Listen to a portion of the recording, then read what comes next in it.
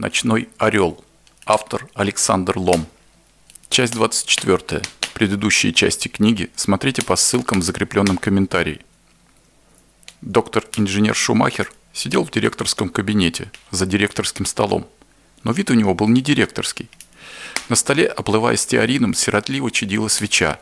В полумраке кабинета, кто на чем придется, расположились научные сотрудники лаборатории, командир СС-группы шарфюрер Шмидт и трое младших эсэсовских чинов. «Положение у нас, господа, совершенно нелепое», – нервно вытягивая тущую шею, говорил доктор-инженер Шумахер. «Прошло уже 3 суток с тех пор, как нас покинуло наше руководство. А за это время нам ни разу не удалось связаться с нашими властями в городе и получить хоть какие-нибудь инструкции. Телефонные и электрические провода обрезаны, а курьеры с пакетами пропадают бесследно. У нас был в запасе тайный ход, по которому мы могли незаметно покинуть лабораторию. Но мы лишились этого хода. Вчера шарфюрер Шмидт лично обследовал подземный коридор и обнаружил, что выход из него завален и заминирован. Водопровод и газ пока действуют, но с продовольствием дело обстоит очень плохо. Мы не готовились к подобной изоляции и не делали никаких запасов. И вот вам результаты. Сегодня мы обедали мясом подопытных животных. Дальше такое идиотское положение продолжаться не может. В столе профессора Гляйвица я нашел тайный приказ, в котором говорится, что заключенных доктора Каринту и Кожина вкупе со всеми материалами надлежит срочно переправить в город П. Этот приказ мы обязаны выполнить. У вас есть какие-нибудь предложения, господа? У меня есть предложение, первым отозвался шарфюрер Шмидт. Прошу вас, герр-шарфюрер. Какого черта мы ждем каких-то инструкций, а при этом боимся высунуть нос за ворота лаборатории? Город еще наш, проход на П свободен. Нам следует погрузиться на машины и открыто выехать за ворота, под охраной пулеметов и автоматов. Хотел бы я посмотреть на того, кто вздумает нас остановить.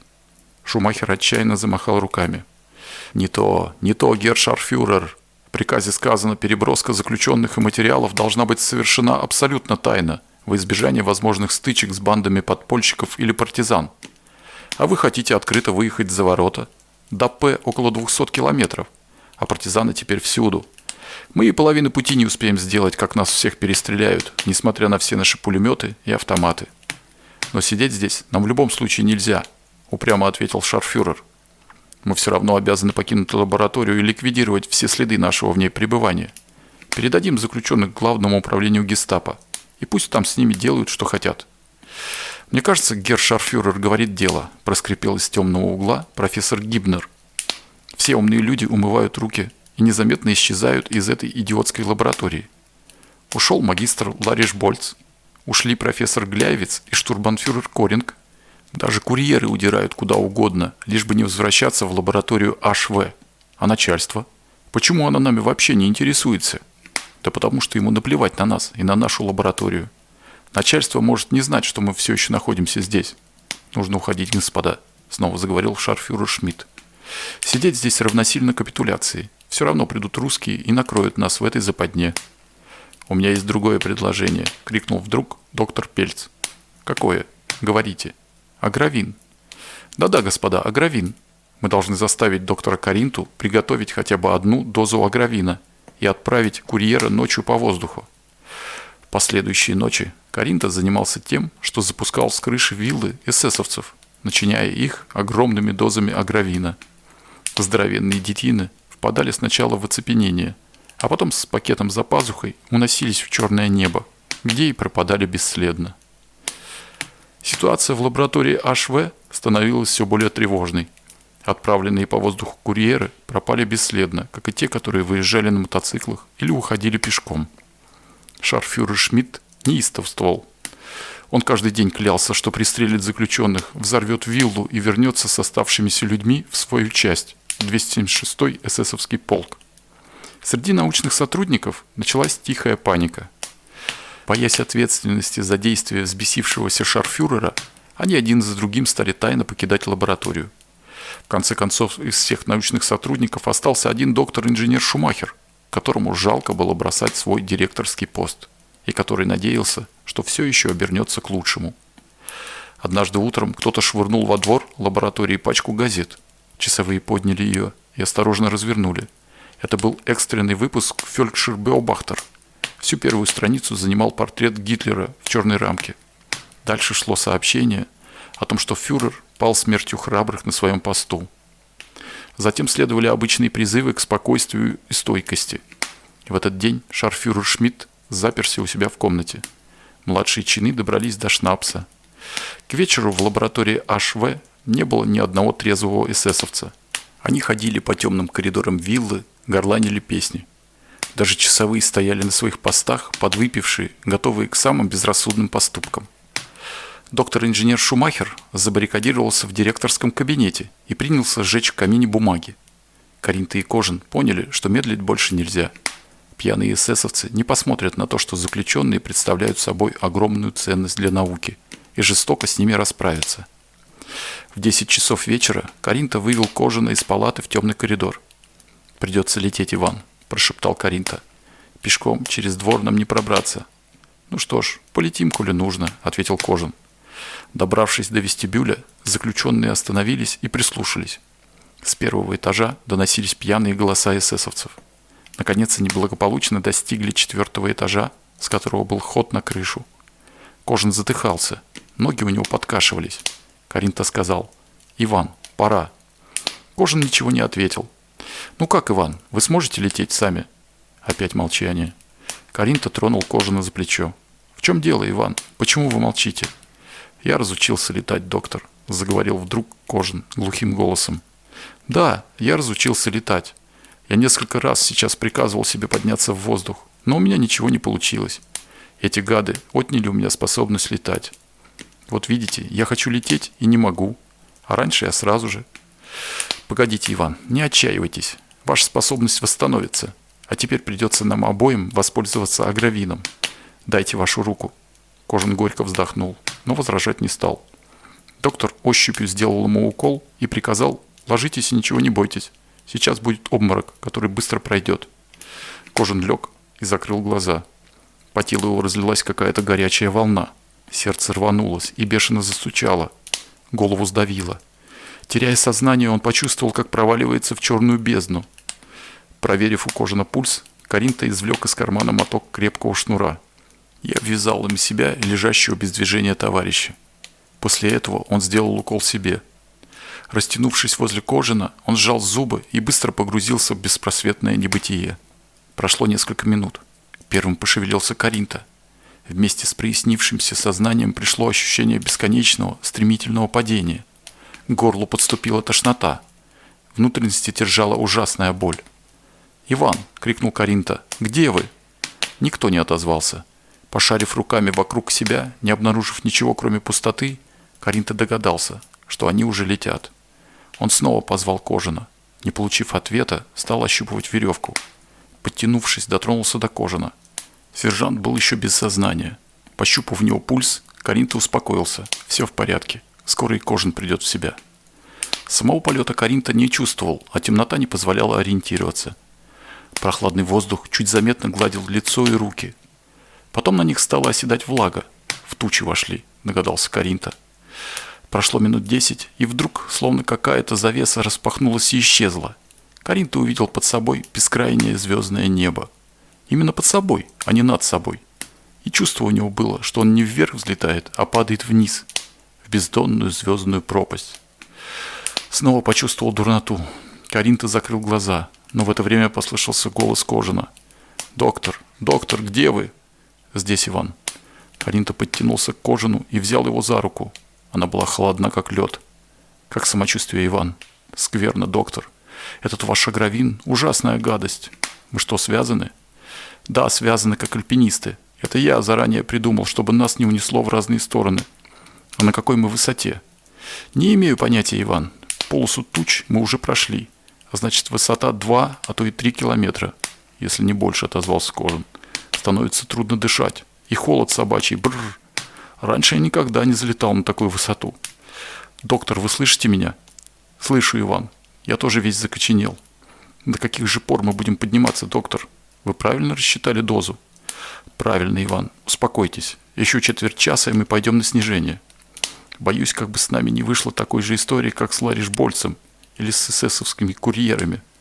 За четверть часа, доктор, мы задохнемся и превратимся в сосульки. Нужно прижаться друг к другу, Иван. Так мы сохраним тепло и дольше продержимся. Они крепко обнялись и замолкли. Холод становился все сильнее. Легкие с хрипом втягивали разряженный воздух. Сначала бил озноб, потом пришло оцепенение и какое-то безразличное полуобморочное состояние. Еще несколько минут и наступила бы смерть. Но агравин вовремя ослабил свое действие. Начался медленный спуск. Приземление воздушных беглецов произошло тихо и незаметно. Они опустились на распаханное поле и несколько минут неподвижно лежали на мокрой, рыхлой земле, не веря своему спасению. Говорить не хотелось. Оба чувствовали предельную слабость и какую-то странную сонливость. Казалось, густая ночная темень проникла в сознание и заполнила его чем-то липким, непреодолимым. Не чувствовалось ни холода, ни сырости. Но вот на лицо, на руки хлынули водяные струи. Пошел обильный весенний дождь. Беглецов сразу затрясло от холода. Они встали, молча развязали веревку и, взявшись за руки, пошли, не думая о направлении. Ноги увязали в рыхлой земле, одежда быстро промокла насквозь. Пройдя метров 200, остановились отдышаться. Впервые заговорили. «Где мы, доктор?» – тихо спросил Кожин. «Не знаю. Надо выбираться на дорогу», – ответил доктор. «Нам ведь надо в Кнежевесь». «Да, в Кнежевесь». Помолчали, прислушиваясь к монотонному шуму дождя, стараясь увидеть в непроглядной тьме хоть какой-нибудь ориентир. Откуда-то со стороны донесся едва слышный шум автомобильного мотора. «Там дорога. Идемте», – проговорил Кожин. Еще полчаса шли по вязкому полю. Потом наткнулись на канаву, перебрались через нее и почувствовали под ногами твердый грунт шоссейной дороги. Пошли налево, едва передвигая отяжелевшие от грязи ноги. Вдруг они увидели светящуюся точку, которая быстро приближалась, без малейшего шума. Мимо проехал велосипедист. Кожин успел крикнуть: «Эй, как пройти в Кнежевесь?» «А я как раз туда еду», — ответил звонкий мальчишеский голос. И все стихло. Беглецы пошли следом, за велосипедистом. Мимо них несколько раз проносились машины с замаскированными фарами. Кожин и Каринта прятались от них в кювет. Пропустив машину, молча двигались дальше. Дождь прекратился, но от этого стало еще холоднее. Часа через полтора где-то впереди пролаяла собака. Каринта вздрогнул. «Иван!» — он схватил товарища за руку. «Что с вами, доктор?» «Иван! Я забыл, Иван!» «Успокойтесь, доктор, что вы забыли?»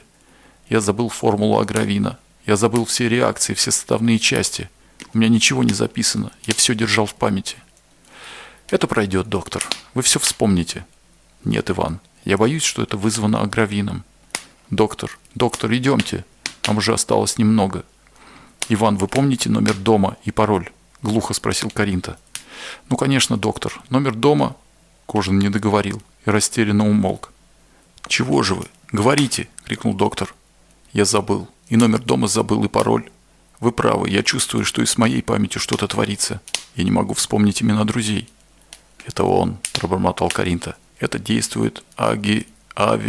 Как же его забыл?» «Пошли!» — крикнул Кожин и чуть не бегом бросился вперед, не выпуская руки товарища. Когда через полчаса они вошли в Кнежевесь, то начисто забыли и себя, и свое прошлое, и цель своего путешествия. Грязные, худые, с мучительным недоумением в глазах, они опустились на крыльцо первого попавшегося дома и в глубоком молчании просидели на нем до самого утра, тесно прижавшись друг к другу. Утром их обнаружил местный стражник. Не добившись никакого толку от странных молчаливых бродяг, он повел их к старости деревни. Они не сопротивлялись. Каринта и Кожин понимали, о чем их спрашивают, но отвечать не могли. По дороге стали попадаться местные жители, школьники. Все с любопытством рассматривали грязных, измученных людей. Вдруг одна девочка, шедшая с мальчуганом лет 11, бросилась к бродягам, обхватила одного из них ручонками и закричала: «Папа, папочка!». Мальчуган подбежал к ней и попытался за руку оттащить ее. «Ты с ума сошла, Индра? Какой же он тебе?» Но тут мальчуган пристально посмотрел на человека с усами и даже попятился от удивления. «Пан доктор, вы...» Человек безучастно смотрел на девочку и мальчугана и молчал. «Вы что, узнали их?» – спросил стражник. «Узнали. Правда, Владик, узнали?» – крикнула девочка. «Да-да, узнали, пан стражник», – проговорил Владик. «Ну так и ведите их к себе», – приказал стражник. «К старости они пусть потом придут». Дети схватили странно молчавших людей за руки и потянули за собой к дому номер 43. Те машинально шли за детьми, но было видно, что не только душевные, но и физические силы у них уже на исходе. 5 дней древний город сражался. 5 дней на ликующие призывы весны он отвечал грохотом выстрелов, стонами раненых и умирающих. Весь вздыбленный баррикадами, окутанный дымом пожаров, он отчаянно рвался в новую жизнь. Но рождение угрожало обернуться гибелью, слишком еще силен был враг, а у повстанцев было больше мужества и решимости, чем оружия. 100 фашистских тигров ворвались в город. Они громили баррикады, крушили орудийной пальбой дома, дворцы и музеи. Застонала в пожаре древняя ратуша, помнившая времена гуситов и нашествия шведов, и отчаяние проникло в сердца баррикадных бойцов. И когда уже не было никакой надежды, с севера донесся грохот танков. Это спешили на помощь чешской столице остальные полки советской армии. Они пришли вовремя. Умолкла пальба, и город вдруг весь наполнился флагами, цветами, бесчисленными ликующими толпами. Наконец-то пришла весна победы. Но в деревне Книжевись, в доме номер 43, ничего не знали об этих событиях. Здесь шла борьба за 2 людей, охваченных небывалой и непонятной болезнью. Врач-невропатолог, доставленный из Праги, ни на шаг не отходил от Кожиной Каринты, стремясь проникнуть в суть их загадочного заболевания. Физически они быстро пришли в норму, ели с отменным аппетитом, спали спокойно по 10-12 часов в сутки, но говорить не могли и никого из прежних друзей не узнавали. После освобождения Праги больных навестили Локтев, Горалик и Влах. Кожин не узнал ни своего командира, ни командира партизан, ни рыжебородого лесника. Каринта тоже смотрел как на чужих, и на старого друга Влаха, и на русского майора, которого хоть однажды, но все же видел. Гости вышли из комнаты больных в подавленном состоянии. «Доктор, неужели это безнадежно?» – спросил Локтев. «В смысле прошлого абсолютно безнадежно», – ответил невропатолог. «Их память представляет собой совершенно чистый, неисписанный лист. На нем ничего нельзя восстановить. Его нужно заполнять заново.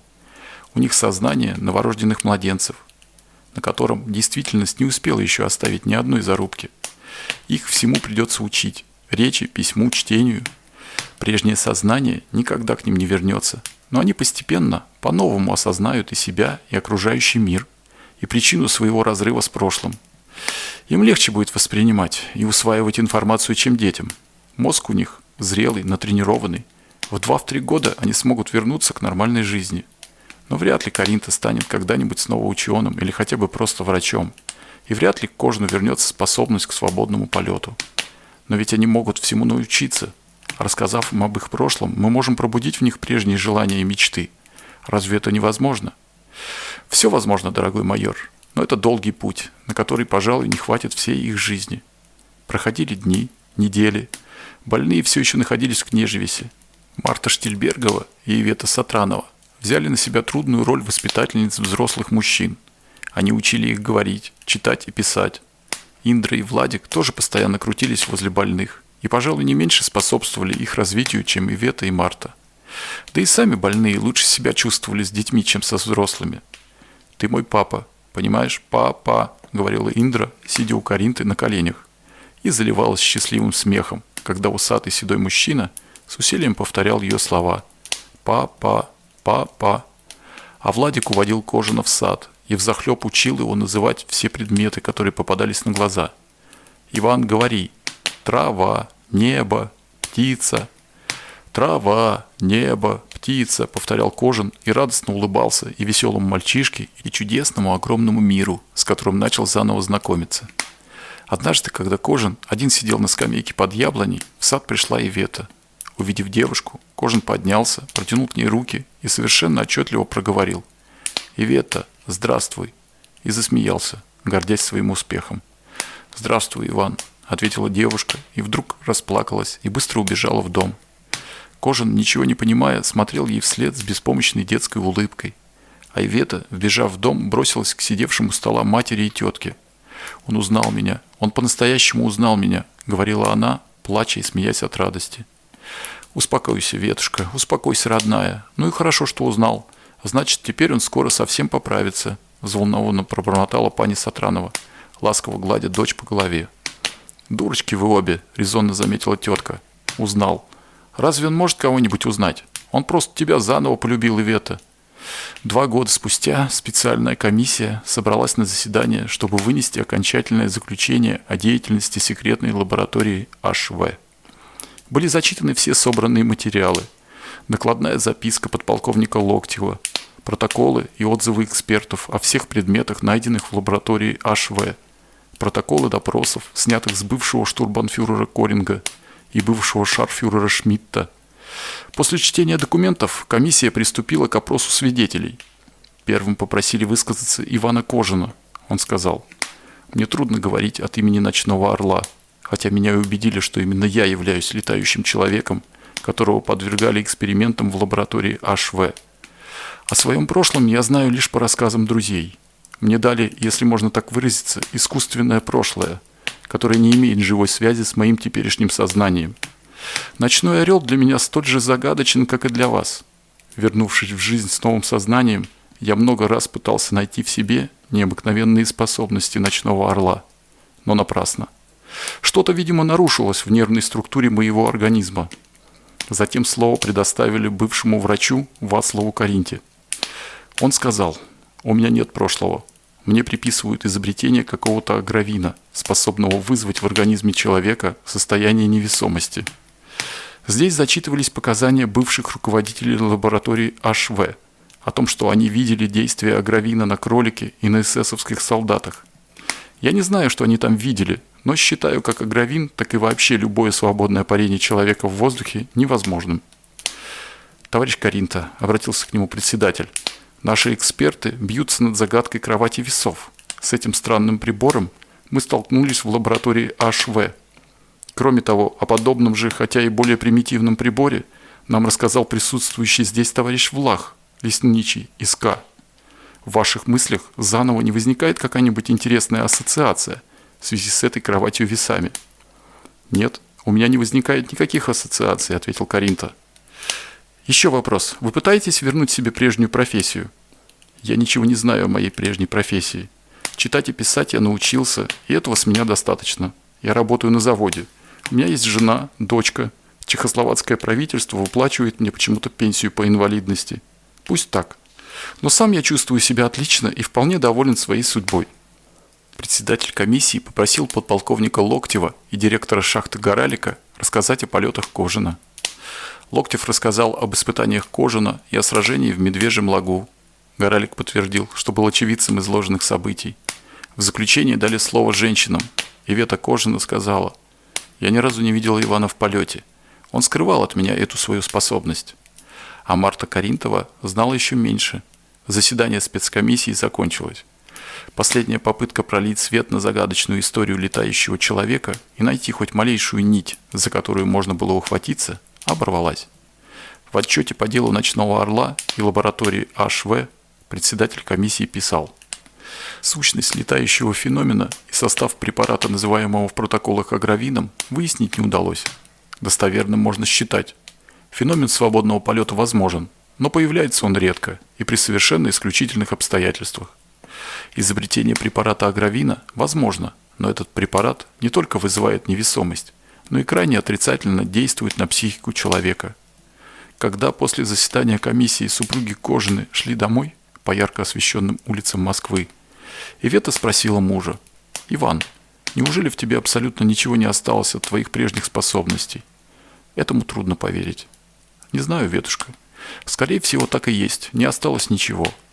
Впрочем, Иван вдруг засмеялся и как-то странно посмотрел на жену. «Ну что у тебя? Говори». «Ладно, так и быть. Тебе одной. Недавно, Ветушка, мне приснился сон. Я носился по воздуху с такой легкостью, что это трудно даже передать. Было необыкновенно приятно, словно снова вернулся в родную стихию, которую утратил давно». «Иван, но почему же ты не сказал об этом?» «Стыдно было. Это ведь только сон, обыкновенный сон, какие снятся многим людям».